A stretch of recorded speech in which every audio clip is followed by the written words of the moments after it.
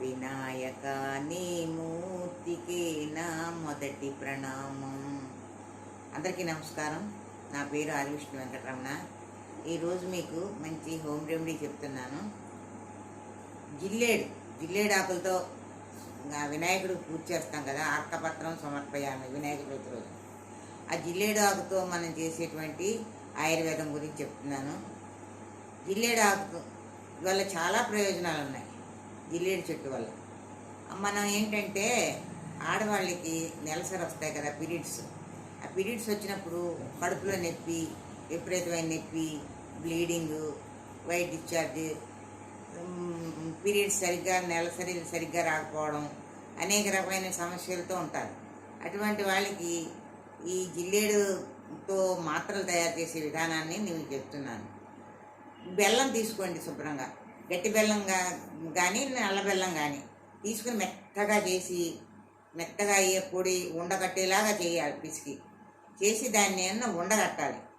ఉండగట్టి 9 ఉండలు చేయండి, రౌండ్గా కుంకుడుకాయ గింజలాగా తక్కువగా 9 ఉండలు చేసి ఒక 10 కొమ్మ, తెల్ల జిల్లేడు కొమ్మ, తెల్ల పువ్వులతో ఉన్న జిల్లేడు కొమ్మ ఒకటి తెచ్చుకుని ఈ ఒక ఉండలు తీసుకుని దానికి మధ్యలో కన్నం పెట్టండి. కన్నం పెట్టి ఆ ఆకు తుంచి ఆ కన్నానికి ఇలా పడేలాగా, ఆకు పాలు పడేలాగా ఒక చుక్క పడేలాగా పెట్టండి. ఒక చుక్క పడ్డ తర్వాత తీసేసి ఆ కన్నం మూసేసి బెల్లంతో మూసేసి ఒక పక్కన పెట్టుకోండి. అలా 9 ఉండలు కూడా పాలేసి బెల్లంతో మూసేసి 9 ఉండలు పెట్టేసుకోండి. మెన్సెస్ అయిన రోజుని పొద్దునైతే పొద్దున, సాయంత్రం అయితే సాయంత్రం ఒక ఉండ. మర్నాడు రెండో రోజుని పొద్దున్న, సాయంత్రం, మధ్యాహ్నం 3 పూట్ల. తర్వాత మూడో రోజుని పొద్దున్న, సాయంత్రం, మధ్యాహ్నం మొత్తం 9 ఉండలు 9 పూటలు వేసుకోవాలి. ఆయన కానించి స్నానం అయ్యేవారు వేసుకుని మనం పచ్చిం చేయాలి. దానికి ఎలా అంటే మజ్జిగన్నం, పాలన్నం, జ్యూస్లో ఏమన్నా తాగొచ్చు. పులుపు కారం మాత్రం తగలకూడదు. అలా చేస్తే ఈ కడుపు నొప్పి పూర్తిగా తగ్గిపోతుంది. మళ్ళీ నెలలు కూడా వచ్చింది అనుకో, మళ్ళీ నెల ఇదే పద్ధతిగా 9 మాత్రలు చేసి 9 పూటలు వేసుకుంటే తగ్గుతుంది. 3వ నెలకి పూర్తిగా తగ్గిపోతుంది. ఇంకా తగ్గలేదనుకోండి, 4వ నెల మళ్ళీ వేసుకోండి. ఈ జిల్లేడు పాలల్లో ఉండేటువంటి ఆయుర్వేదం ఎటువంటిదంటే, ఆయుర్వేద పాదరసం లాంటిది అనమాట. పాదరసానికి ఎంత పవర్ ఉంటుందో అంత పవర్ ఉంటుంది.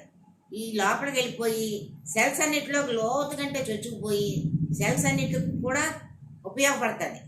చాలా పవర్ఫుల్ అనమాట ఈ జిల్లేడు పాలు. కొంచెం చుక్కపడ్డది కదా, గర్భ సమస్యలన్నీ తగ్గిపోతాయి. ఒకవేళ మెన్సెస్ తేడా వచ్చినా రాకపోయినా మామూలు వాళ్ళు కూడా 2 మాత్రలు 3 మాత్రలు వేసుకోవచ్చు. ఇంక జన్మలో కడుపు నొప్పి, పీరియడ్స్ టైంలో కడుపు నొప్పి రాదు. అందుకని ఆడవాళ్ళు అందరూ కూడా ఈ రెమెడీని ఉపయోగించుకుని బాగుపడతారని ఆశిస్తున్నాను. అలాగే జిల్లేడాకు మనం ఏ రోజున చేసుకుంటాం. జిల్లేడాకు ఎప్పుడు చేస్తాం? రథసప్తమి రోజు జిల్లేడాకు తెచ్చుకుని నెత్తి మీద పెట్టుకుని స్నానం చేయమంటారు కదా. ఆ జిల్లేడాకు నెత్తి మీద పెట్టుకుని, ఆ రేగిపళ్ళు పెట్టుకుని స్నానం చేస్తే, వేడి నీళ్ళు పోసుకుంటే ఆ వేడికి కరిగిపోయి ఆ జిల్లేడు ఆకుంటా నూగు ఉంటుంది కదా, అది ఒంటి మీద పడి చర్మ సమస్యలన్నీ కూడా పోతాయి. చర్మం అనుకున్న అన్నీ కూడా దూరం అయిపోతాయి అన్నమాట. అందుకని ఈ జిల్లేడాకు నెత్తి మీద పెట్టుకుని చేయమంటారు. దాంట్లో కూడా ఆయుర్వేదం ఉన్నది. ఆయుర్వేద రహస్యాలు ఇంకా చాలా ఉన్నాయి. వచ్చే దాంట్లో నేను చాలా చెప్తాను. జిల్లేడు ఆకు ఎలా తయారైంది, జిల్లేడు చెట్టు మొలవడం, దాని కథ అంతేందుకు తర్వాత చెప్తాను. చాలా రకాలు ఉన్నాయి. మీ అందరికీ నమస్కారం.